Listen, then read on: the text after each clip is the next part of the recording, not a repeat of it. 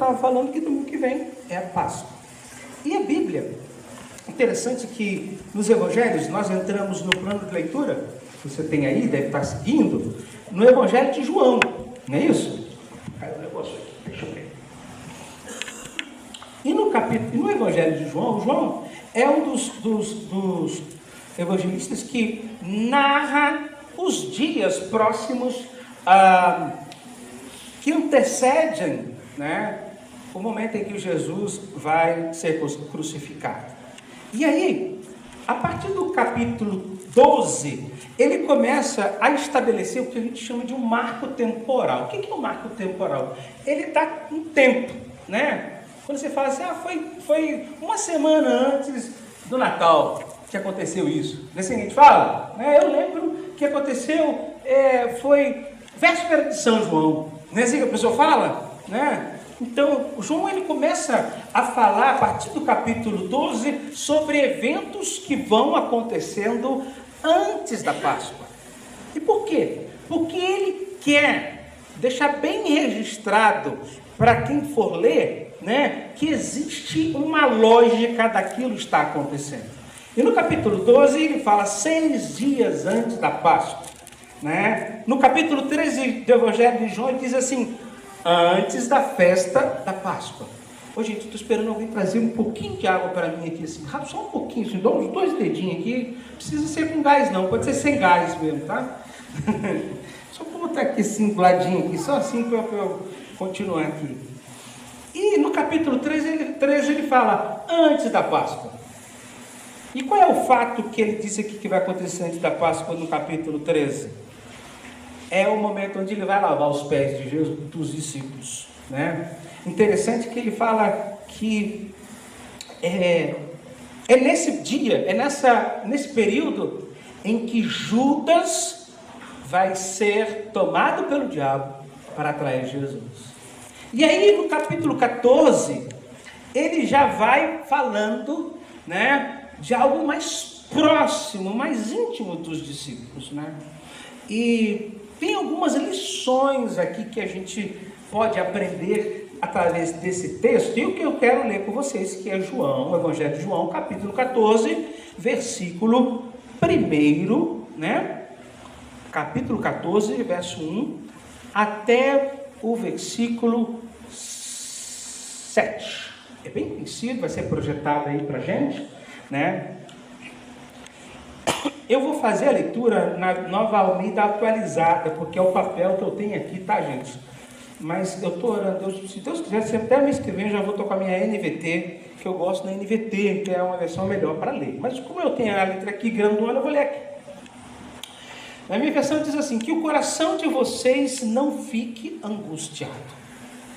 Em outra versão diz assim, não se turbe o vosso coração, né? Não fique entristecido, né? Em algumas versões. Vocês creem em Deus? Creem também em mim. Olha, na casa de meu pai há muitas moradas. Se não fosse assim, eu já lhes teria dito, pois vou preparar um lugar para vocês.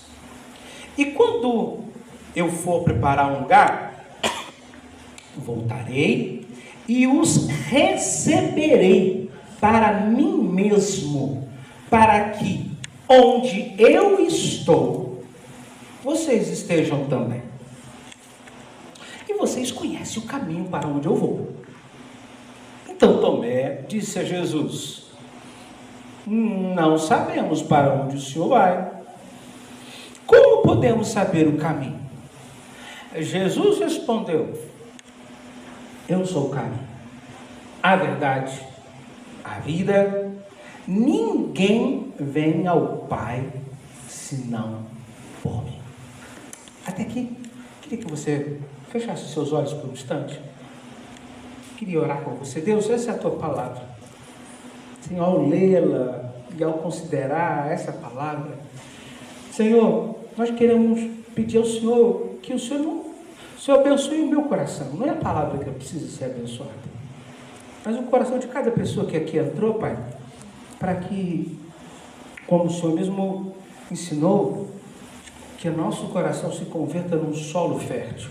E a tua palavra, que é boa semente, possa cair e possa prosperar 30, 60, 100 por um daquilo que o Senhor tem determinado para essa noite. É verdade também, Senhor, que quando a palavra é pregada, existe um solo que o Senhor comparou com um caminho que ele é compactado, onde a semente não consegue aprofundar, e aí vem as aves dos céus e o roubam a semente. O Senhor diz na tua palavra que a ave do céu é o diabo, é o maligno que vem para roubar. Senhor, nós não queremos que a semente seja roubada.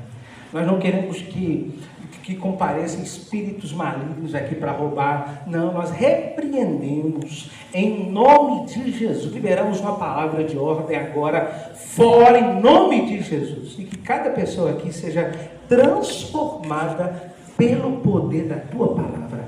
Essa é a nossa oração, Senhor, em nome de Jesus. Amém, amém, amém, amém. Então, eu comecei a palavra dizendo que o texto que nós lemos foi próximo à Páscoa. Talvez alguns comentaristas creem que poderia ter sido na quinta-feira, quando esse relato aqui aconteceu. E Jesus sabe que a cruz está próxima.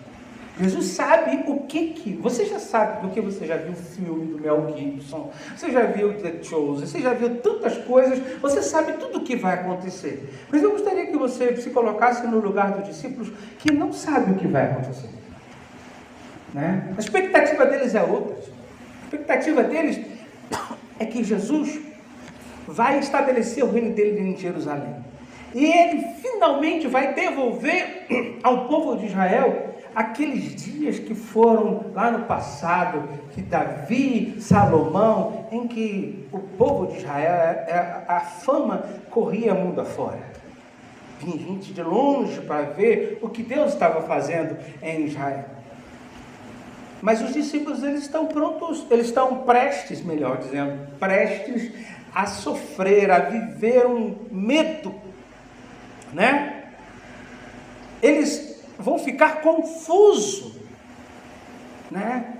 O medo, a confusão mental, quando a gente lê lá depois, quando Jesus já ressuscitou, a gente sabe que ressuscitou, e os discípulos, eles estão caminhando no caminho de Emaús, e um estranho, que a gente sabe que é Jesus, coloca no meio e começa a conversar, qual é o assunto, qual é o trend, qual é a moda, o que estão falando? E o pessoal, você é estranho aqui, você não está sabendo? Jesus poderoso em obras e tal, e que disse que morreu, e que faria, que fez isso, fez aquilo, mas morreu.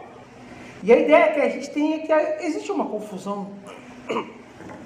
Parece que não bate aquilo que eles viviam a vida inteira, aquilo que eles viveram nos últimos 3 anos com Jesus, com o resultado, com o desfecho, como acabou. Morto na cruz, de uma forma horrível, da pior forma possível. E pior é a sensação de abandono, né? De frustração. João também que relata que Pedro decide, eu vou pescar de novo. Vou voltar a pescar. Mas parece que o negócio de pesca para Pedro já estava fadada à frustração, porque ele também não pega de nada de novo. Na segunda tentativa dele. Então, e Jesus mesmo fala, né, quando ele vai dizer para Pedro, Pedro, você vai me negar? Pedro, que é isso? Não vou não. E Jesus, ele recupera uma fala do profeta Zacarias que diz assim, ferirei o pastor e as ovelhas serão dispersas. Ou seja, todo mundo ia se espalhar. Se espalhou. Acabou. Então, Jesus aqui, irmãos, ele não está falando de teoria, ele está falando, ou melhor, ele está preparando as pessoas para dias difíceis. Eu digo, colocaria uma palavra no lugar, junto com difíceis, dias reais. Que é uma coisa você falar em dias difíceis, em tese, é tempo difícil aí, mas você não sabe o que é difícil, né? Você nunca viveu um dia difícil? Você não sabe o que você está falando? Mas antes de dar respostas, e isso eu acho fantástico em Jesus, é que ele pega os discípulos e ele, sabendo da fragilidade, ele alinha a mente daqueles homens. Ele fala assim: ô gente, não se turbe o vosso coração. Credes em Deus, crede também em mim. E eu fico pensando, fico imaginando, não sei de você, mas eu fico imaginando os discípulos assim: de quem ele está falando? O que está acontecendo? Você, eu sabemos. E os discípulos, E ele começa a falar isso. E antes de falar sobre dias difíceis, eu penso que a gente precisa considerar algumas coisas. A primeira coisa é que dias difíceis chegam para todo mundo. Amém ou não amém? É verdade. A Bíblia fala que Deus faz que vem tempo ruim para todo mundo. No CNPJ ou no CPF. Vem dias difíceis para todas as pessoas. Para quem é bonzinho, para quem é justo e para quem é injusto. Não é assim que a palavra diz? Não é assim que o Senhor? Ninguém está isento de passar por um dia difícil. Ao contrário do que se pensa, né, a fé cristã não é uma blindagem contra as situações difíceis ou momentos difíceis. Né? É comum a gente ver, principalmente aqui na nossa região, às vezes o cara passa com o carro, o retrovisor dele está até envergado de tanta fitinha que ele coloca. Quer dizer, está blindando o carro dele, né? Ele está dizendo que ele não vai pegar nada no carro dele, porque ele botou tanta fita ali, tanta coisa amarrada ali, para dizer que não vai acontecer nada com isso. Isso não é verdade. Isso não é. A gente respeita a fé dos outros, não estamos aqui para ridicularizar, né? Não, mas não é isso. Tem gente que acha que a fé cristã, o cara se converteu, mas ainda continua com esse pensamento de que ele vai colocar lá no carro dele escrito assim: foi Deus que me deu. E não vai vir multa. Passa mais de 60 no radar para você ver. Ainda vai sair a foto lá: foi Deus que me deu, com 5 pontos na sua carteira. E perdeu. Não blinda ninguém. Não blinda ninguém. Não é um bloqueio anestésico. A segunda coisa que eu preciso considerar com vocês, seria desonestidade da minha parte eu não falar isso, que dias difíceis não são necessariamente juízo de Deus. Com todo respeito a algumas pessoas que pensam assim, elas acham que, semana mesmo eu conversava com uma pessoa, ela falava assim: eu encontrei resposta para os meus questionamentos na reencarnação, porque foi a forma de entender por que alguém passa por tanta dificuldade. E eu falei, eu escutei a pessoa, não fiquei, né? Mas pessoas que acham que assim, que é uma forma justa de entender o que acontece na sociedade. Deixa eu falar uma coisa: o que acontece de ruim com as pessoas não necessariamente pode ser julgamento de Deus. Você lembra do exemplo daquele cego? Que os discípulos chegaram para Jesus e falaram assim: mestre, quem pecou? Foi ele ou foram os pais dele? E o que Jesus respondeu? Nenhum nem outro. Porque a nossa tendência é isso. Nossa, deve ter feito uma coisa muito ruim, está pagando mesmo. Então, não necessariamente, não. A Bíblia fala que o justo também sofre. No Salmo 34 diz assim: muitas são as aflições do justo. Opa, peraí, como é que é? Muitas são as aflições dos vascaínos. Não, é dos... Não é só, desculpa, eu lembrei do Vasco, não sei por que foi. Não, eu estou falando dos ímpios. Não é dos ímpios, é do justo. Do justo. O justo passa por aflição. Passa por aflição.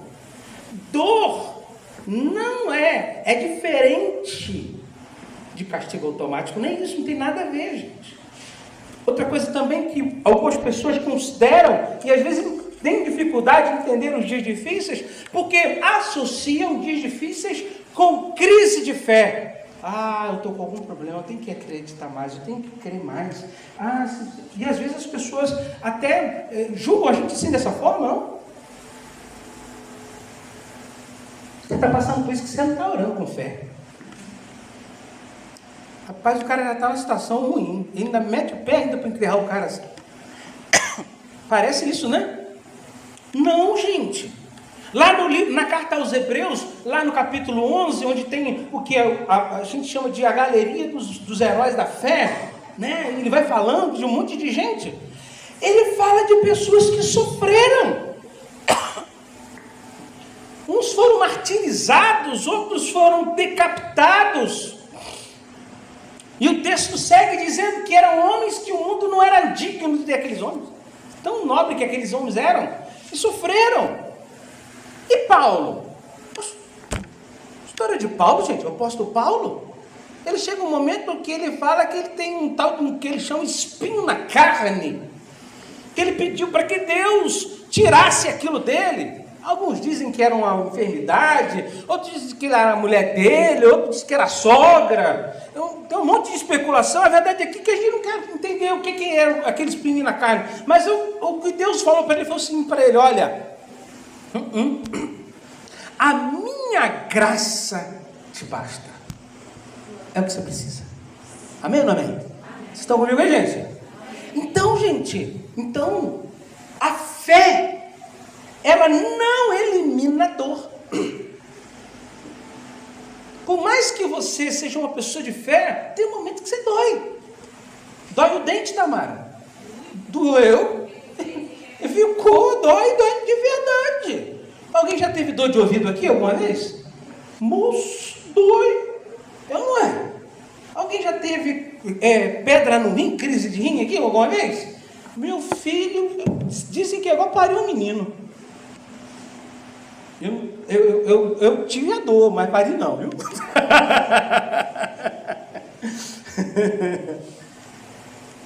Mas o que a gente aprende é que a fé, ela sustenta a gente na dor. Posso ouvir um glória a Deus? Uau! E sempre que eu lembro da minha avó, minha finada avó, mulher crente. Minha avó estava com leucemia, internada, já no estado praticamente terminal. E nós fomos na visita médica. Eu me lembro, tivemos muitos anos isso. E depois que terminou a visita médica, o médico chamou minha mãe e falou assim: deixa eu falar uma coisa com a senhora, dona Ilka. A dona Augustinha, essa mulher é uma santa. Aí minha mãe ficou assim: você vai falar mal dela, né? A gente chega lá perto dela para falar com ela, fazer a visita, e pergunta como ela está. O sangue dela está gerando água. Ela disse: está bem. Ainda sorri. Eu sei, porque minha avó era uma mulher de oração. Era uma mulher, eu vi mais a minha avó orando do que fazendo outra coisa na vida. Ela estava na beira do fogão esperando a água do arroz secar, estava orando. Ela estava na beira do tanque, esfregando, batendo a roupa, esfregando a roupa, ela estava orando. E a fé dela estava no Senhor Jesus. Sabe? São esses exemplos. Então, gente, o problema não são os dias difíceis. É interpretar de forma equivocada o que eles significam. Esse é o problema. É dar um sentido errado àquilo que não é isso. Então, Jesus, ele está aqui alinhando e ele apresenta verdades para aqueles homens, para sustentar aqueles homens, o coração daqueles homens. Afinal de contas, gente, foram 3 anos andando juntos. Ele sabia, né? Ele via. Agora, eu queria que com você rapidamente aqui aprender o que, ou melhor, dar a você verdades para você se agarrar em tempos difíceis. Nos anos 90, nos anos 2000, eu vi uma pregadora, ela pregando, ela usava uma expressão que aquilo me marcou muito o meu coração, e eu tenho usado isso para a minha vida. Ela falava assim: nós precisamos tomar a palavra de Deus por verdade. Eu vou repetir novamente: nós precisamos tomar a palavra de Deus por verdade. Amém ou não amém? Isso aqui não é só letra, não é só alguma coisa que alguém falou, não. É a palavra de Deus. E as verdades que eu quero falar com você é extraída da palavra do Senhor. E a primeira delas é que Jesus, aqui nesse texto, ele revela para a gente que ele tem uma agenda de cuidado. Diga, agenda de cuidado. Uau! Alguém já trabalhou aqui como cuidador de idoso? Ou de alguém acamado? Isso. O cuidador, ele tem uma agenda diária que ele vai fazer com o paciente, não tem? Quando ele chega, ele vai ver o paciente, vai olhar como ele está, vai preparar, e tem várias coisas que ele faz ao longo do dia, não é? Aqui no nosso caso aqui, o cuidado do Senhor é de alguém que vai fazer alguma coisa para receber alguém. E aqui no texto que nós lemos, o Senhor ele fala assim no versículo 2: vou preparar um lugar para vocês. Uau! Vou preparar um lugar, né? Você já teve a experiência de chegar num lugar e você observar que alguém preparou aquele lugar para você ficar, para visitar, né? A pessoa foi detalhista nas coisas. Eu estou falando isso, estou lembrando de Fernanda. A Fernanda adora receber. Fernanda, quando a pessoa vai ficar hospedada lá em casa, ela, inclusive, quem já ficou hospedado, ela prepara a cama, ela bota a roupa as toalhas decoradas assim, bonitinho para a pessoa, né? E coloca, às vezes, um detalhezinho, um pacotinho com chocolatezinhos. Uau! Imagina você chegar num lugar em que você está tudo aquilo preparado, aquele cheirinho, hein? De coisa boa. Como é que você se sente quando você chega num lugar assim? Uau! Tem gente que não está acostumada, assim, nem para que isso, gente? Nossa Deus! Não, é o detalhe de cuidar do quanto a pessoa é importante. Jesus fala assim: vou preparar o lugar. O que ele está querendo dizer quando ele vai preparar o lugar? Ô, gente, ele fala, na casa de meu pai há muitas moradas. Tem um destino preparado. Eu lembrei de uma história que eu li. Existem várias histórias sobre esse tema, mas essa me chama muita atenção. De uma viúva que recebeu um e-mail do falecido, desmaiou. Eu vou explicar o que aconteceu. É isso mesmo, ela recebeu um e-mail. Ela tinha acabado de chegar em casa e o filho tudo dentro do quarto, a mulher estava desmaiada. Mas eu vou te contar a história, por que aconteceu isso. Um determinado senhor, que era vendedor comercial, estava viajando e ele marcou de encontrar com a esposa dele na cidade seguinte para passar o final de semana com ela dali e voltar para casa. E ele escreveu um e-mail para ela, só que na hora que ele escreveu para a esposa dele, ele errou a letra e foi para essa senhora viúva que tinha acabado de chegar do velório. E ele falou assim: olha, acabei de chegar aqui, a viagem foi tranquila, espero que a sua também seja.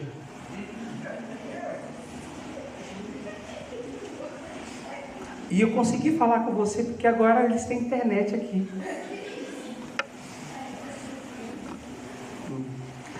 E aproveita, traz uma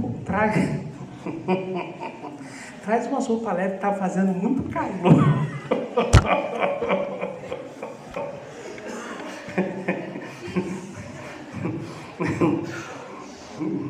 Eu não queria simplesmente dizer não. Olha o que uma letra faz no endereço do e-mail, né? Mas Jesus aqui, gente, eu estou querendo dizer para vocês o seguinte, né? Jesus está falando assim: eu não fui embora sem propósito.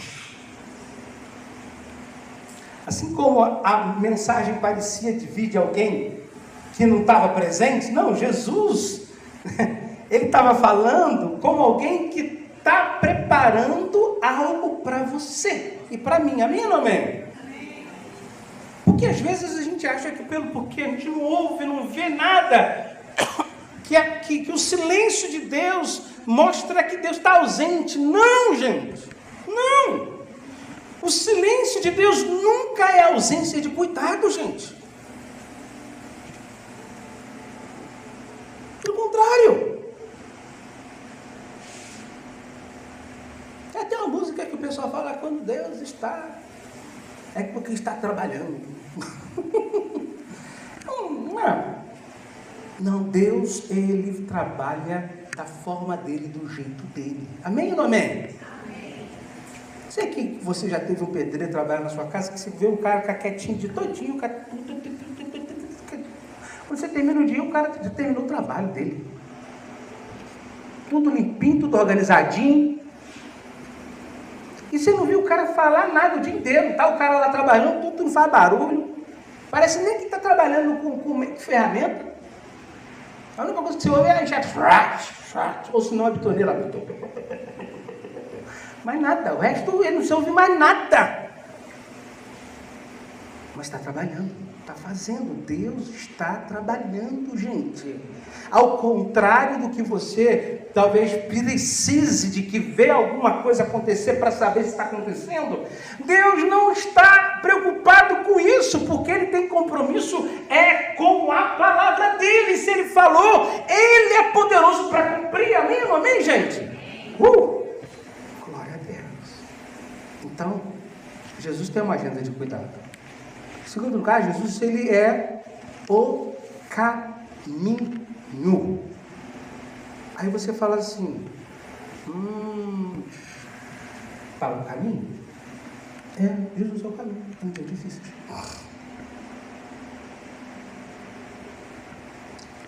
Jesus, ele fala assim, eu vou mostrar para vocês o caminho.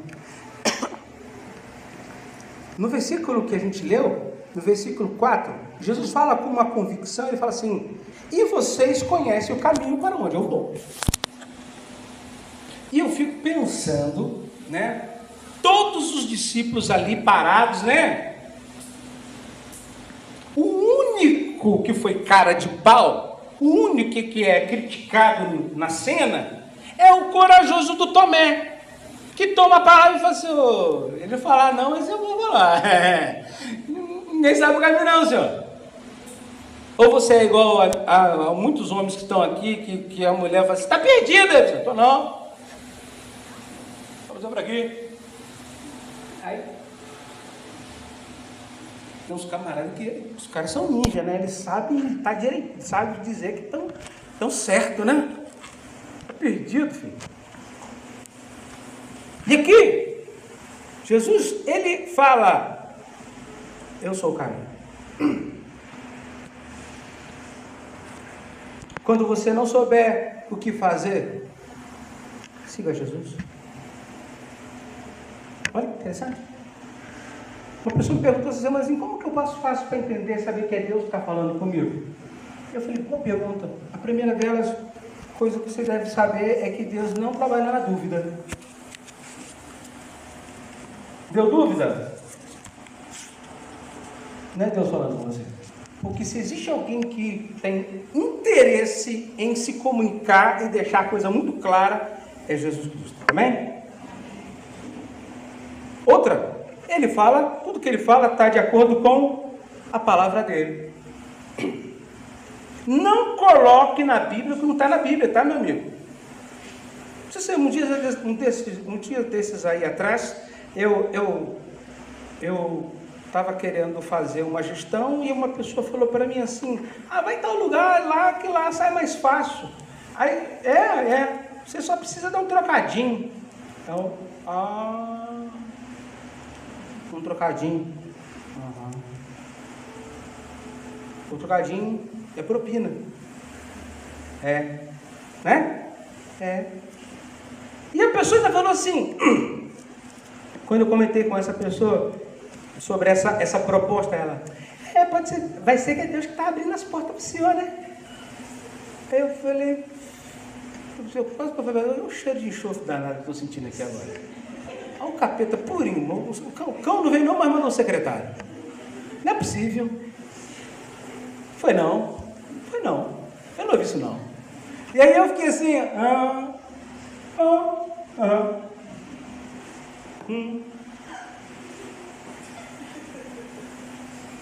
Deus vai falar um negócio desse? De jeito nenhum, filho. Fala não. Deus não tem compromisso com isso não, gente. É porque tem coisas na nossa cultura que já está tão normatizado, tão normal, que a gente só benze, né? Deus purinho. Ou bota na versão evangeliquez, isso é bênção de Deus, né? Ah, Deus abre nas portas. Só se for do inferno, filho. Do céu não foi não. Para você foi. Então Jesus, ele continua sendo o caminho, ele é a verdade. No mundo, a terceira verdade que eu preciso me agarrar é que Jesus é a verdade. Diga a verdade. Primeiro, Jesus tem uma agenda de cuidar, que eu falei. Depois eu falei que Jesus, ele é o caminho, amém? E agora ele o que é? O que ele é? O que ele é, gente?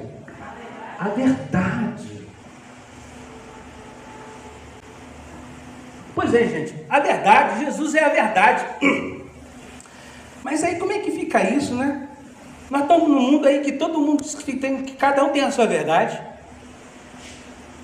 Que a verdade é relativa. Não existe verdade absoluta. Você tem a sua verdade, eu tenho a minha verdade. E aí, como é que fica nesse negócio de verdade? Hein? E aí, esse texto que a gente acabou de ler é Jesus colocando as coisas em ordem. A verdade não é um conceito, não é ideia, não é o que você acha. A verdade é uma pessoa. E essa pessoa é Jesus. Amém ou amém? Tem muita gente discursando sobre... Tem muita gente que conhece a Bíblia de capa a capa, quando era papel. E agora conhece a Bíblia no formato digital. Já lê em qualquer versão. Lê, assiste podcasts, assiste vídeos e tem as suas interpretações.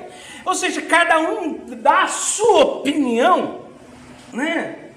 E se existe algo que a rede social deu pra gente, dá opinião. Tem cada opinião, gente, que eu vou te falar. Uns negócios assim que só ajuda na causa. Como alguém já disse, deu palco para idiota. E o cara fala como se ele fosse a quarta pessoa da Trindade. E aqui, nós estamos falando de algo que o que vai sustentar a gente não é uma ideia, nem a forma como você fala, não é eloquência, não é o vocabulário que você tem, mas é a experiência que você tem com Jesus de Nazaré. Você já viu pessoas simples, pessoas que não têm muita formação, pessoas que não passaram por uma formação acadêmica, mas você, quando está perto dessa pessoa, você tem a sensação que está perto de Jesus. Enquanto outras transborda delas um monte de coisa, um monte de vaidade, um monte de humanas, e você não consegue sentir Jesus. Pronto, era o que as pessoas falavam entre os fariseus e Jesus. Ele falou assim: esse ensina como alguém que tem autoridade. Esse sim fala da parte de Deus. E é isso que nós estamos precisando, gente. A Nagé precisa de gente que fale da parte de Deus. Que quando chega a pessoa, Jesus chegou. Ao ponto de constranger o cara se ele estiver fazendo alguma coisa errada. Ao ponto de que se ele estiver fazendo alguma coisa que não esteja dentro daquilo que Deus determina, ele já sai de lado.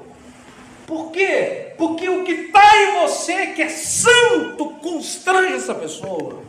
Sem que ele abra a boca, sem que ele diga uma só palavra, porque a presença de Deus está na vida daquela pessoa. Eu posso ouvir um amém? É desse evangelho que nós estamos precisando. É disso que a gente está precisando. Termina dizendo que Jesus é a vida. Só para corrigir uma coisa que eu penso que são ideias equivocadas que a gente acha que é vida, né? Porque tem gente que acha, quando a gente fala que Jesus é a vida, a primeira coisa que vem na cabeça da gente é assim: vida boa, né? Aí o cara ainda faz o céu, porque eu aqui, ó, vidazinha ruim, ó, a picanha ali queimando, É dessa vida que Deus está falando? Sim, Jesus pode trazer uma vida de qualidade para a gente. Só para corrigir aqui, não é ausência de dor, como a gente falou, e nem tampouco é uma vida de conforto constante, como se tudo... E qual é a verdade sobre vida? Vida aqui é conexão com Deus, gente. Amém ou não amém? Vida aqui é uma nova natureza. Porque a velha vida foi embora. Aquela vida que você mentia, aquela vida que quando pegava no seu pé, você soltava umas línguas estranhas. Eu tenho até vergonha de falar aí. Hein? E outra coisa, a vida que o Senhor está falando aqui, a palavra vida usada aqui, existem duas palavras usadas para vida dentro do Novo Testamento, que foi escrito numa língua lá, que é o grego. Uma é bios. Você já ouviu falar de biografia? Biologia? Vem dessa palavra, bio. Só que a vida que está sendo usada aqui não é bios, é zoe. É a vida que Deus dá. Aleluia. É a vida que só encontra em Deus. Você sabe qual é o problema dessa sociedade que nós estamos vivendo? É que se o casamento acabou a vida. É, não é? Se perdeu o filho, a filha, acabou a vida. O que eu vou falar agora? Se o cara perdeu o emprego dos sonhos, acabou a vida. Se alguém com que você compartilhava algo a vida inteira deixou você, acabou a vida. É comum hoje dentro das escolas, meninos com 13, 14 anos disser que a vida já não tem sentido. Como é que é? Com 13 anos já chegou a essa conclusão? Que a vida não tem mais sentido.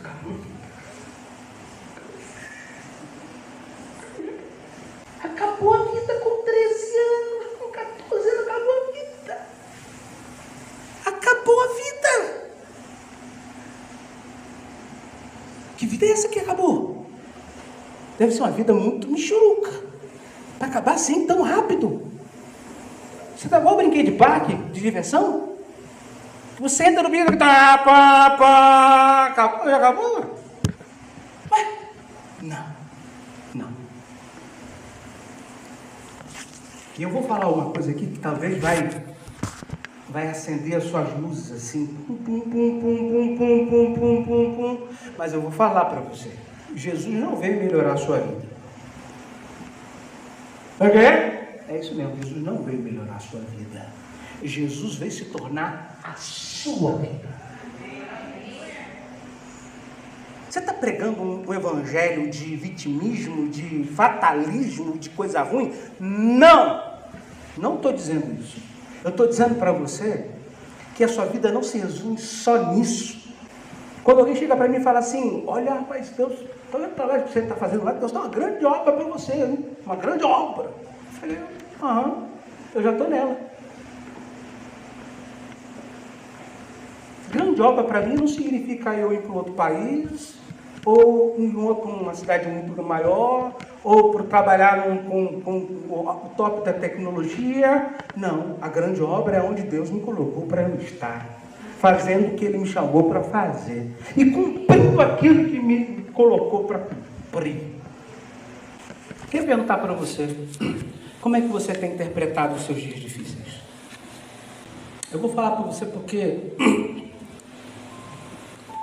às vezes, eu vou falar na primeira pessoa, tá? Não vou falar de outra pessoa, vou falar de mim mesmo. Quando você erra ou faz alguma coisa errada, igual eu fiz essa semana. Essa semana eu comprei uma passagem para Fernanda. A passagem era para sexta-feira. Quando foi na quinta-feira eu descobri que a passagem era para quarta-feira. Ela já tinha chegado lá. Eu falei assim, não, eu perdi de R$500 na passagem, meu irmão. Sabe como é que você se sente quando você faz uma besteira assim? Como dizia meu ensinado avô, o cocô do cavalo do bandido.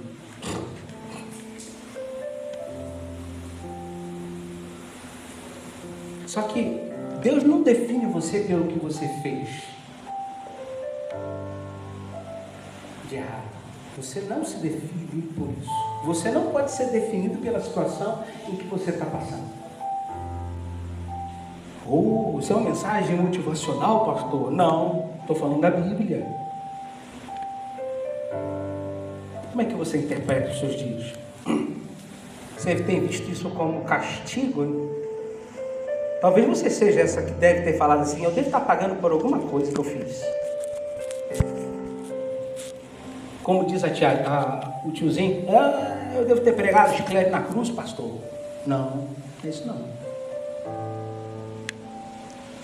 A sua fé, ela está baseada em circunstâncias ou ela está baseada em Cristo Jesus? Hoje eu tenho um apelo para fazer aqui nessa noite, sabe? Na verdade eu tenho 2 apelos para fazer nessa noite. O primeiro é para você, que nessa noite precisa reinterpretar, revisar a sua dor à luz da palavra do Senhor. O Senhor está falando para você nessa noite: olha, tira a dor do centro e me coloca no centro agora. Tira. Você vai ficar ainda falando, insistindo, falando que você perdeu, e eu perdi isso, perdi aquilo, estou perdendo isso, estou perdendo aquilo, eu não tenho isso aqui, eu não tenho aquilo. Não é sobre o que você perdeu, não tem o que deveria ter. Eu estou falando do que Jesus precisa ser na sua vida. Ninguém está te aguentando mais.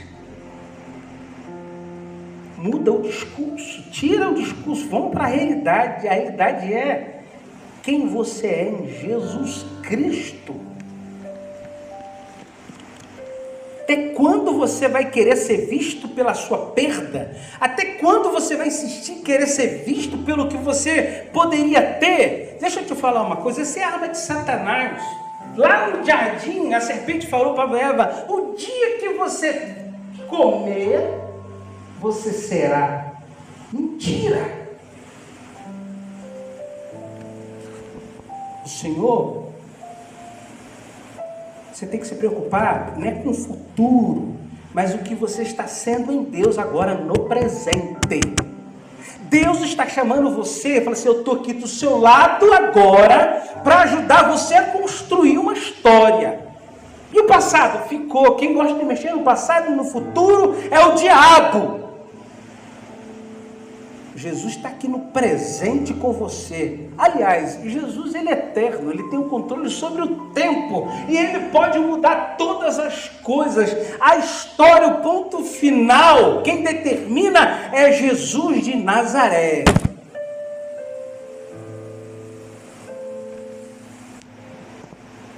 Mas eu tenho um desafio maior ainda para você. Esse sim é um desafio grande. Qual é o desafio, pastor? Tem mais coisa? Eu tenho. É confiar sem entender. Mesmo sem entender.